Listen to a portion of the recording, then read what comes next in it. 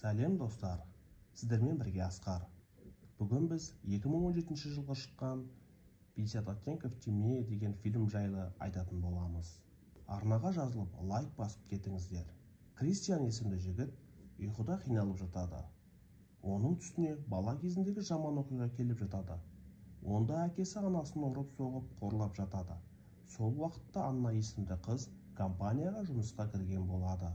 Оның мамандығы сол мекеменің бастығы Джектің көмекшісі еді.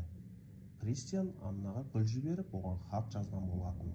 Анна ол гүлдерді лақтырып тастағысы келеді, бірақ оны қалдырады.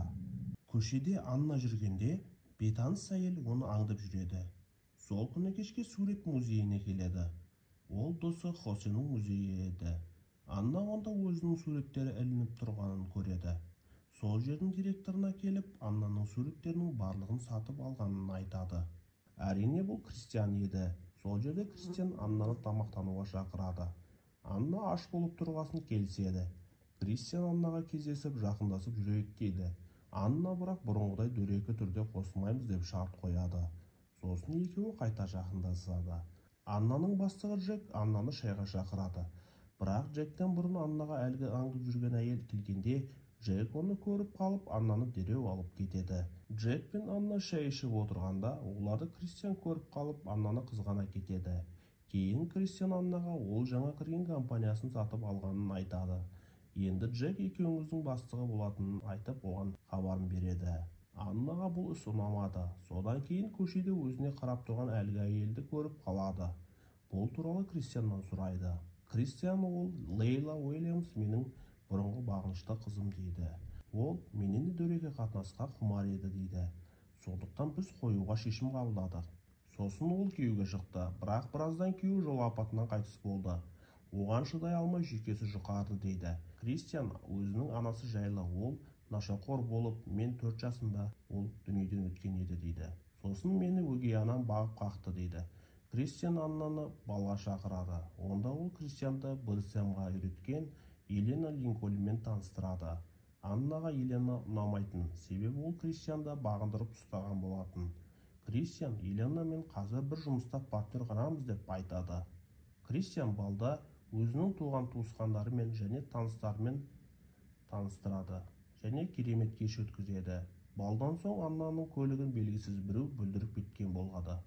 Содан кейін Кристиан мен Анна қайықта романтикалық серуенге шығады. Джек жұмысқа оралып, Кристиан Аннаның жігіті екенін білгесін Аннаға тиіседі. Сосын ол Нью-Йоркке кездесуге бару керекпін. Қасымда сен де боласың. Екеуміз бір бөлмеде жалдаймыз деп Аннаға қолын тигізе бастағанда, Анна оның екі аяғының ортасынан теуіп далаға шығып қашып кетеді.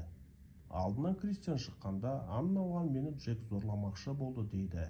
Кристиан Джекті жұмыстан қуып жібереді. Оның орнына Аннаны тағайындайды. Анна әріптестермен келіссөз өткізіп, сосын Кристианмен тамақтануға келеді. Кристиан оны үйіне шақырады. Анна оған келіседі. Анна үйіне барып заттарын жинап, Кристианның үйіне көшкелі жатқанда, оны аңдып жүрген Лейла келіп қаруды кезейді. Одан қорыққан Анна Лейланы жұбатуға тырысады. Сол сәтте Кристиан келіп қалып Лейлаға бұйрық береді. Ол тізерлеп отырады. Себебі Лейла Кристианның бұйрығын жақсы көріп қалайтын еді. Анна бұны көріп сыртқа бірнеше сағатқа шығып кетеді, ал Лейланы жындыханаға алып кетеді. Анна оралып Кристианға ашуын айтады және кетем дейді. Сол сәтте Кристиан Аннаға тізерлеп тұрып, кетпеші дейді. Анна кетпейді. Сол жерде екеуі жақындасады. Кристиан түсінде бала кезіндегі әкесін көріп қатты қиналады. Сол сәтте Анна оны оятып жұбатады. Кристиан Аннаға маған тұрмысқа шық дейді. Бірақ Анна келсе қоймайды, себебі ойлану керек еді. Бірнеше уақыт өткесін Кристиан әріптесімен тікұшақта жұмыс кездесуіне бара жатқанда, олардың тікұшағы апатқа ұшырайды.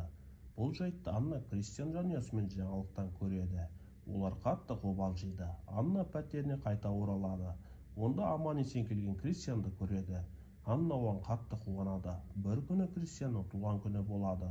Анна оған иә деген жазуы бар салпыншақты береді.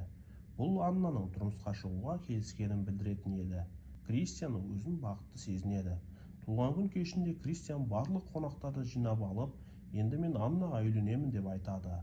Бірақ Елена Аннаға сен Кристианның ақшасы үшін ғана жүрсің дейді. Оған Анна қолындағы ішімдігін бетіне шашып жібереді. Сол жерге Кристиан келіп Еленаға кет дейді. Және Кристианның әпкесі Грейсиді Еленаны ұрып кет деп қуып жібереді. Кристиан Аннаға неге жүзігімен сөз салады. Сосын олар Кристиан жанұясына қосылып от шашуды тамашалайды. Сол кезде басқа жақта тұрған Джек от шашуды ашумен қарап тұрады. Кино осы жерде бітеді. Бұл киноның мағынасы не екенін өзім де түсінбедім. Сценарийді ерігіп отырып жазғандай дейсің. Сіздермен бірге болған Асқар. Арнаға жазылып, лайк басып кетіңіздер. Сау болыңыздар.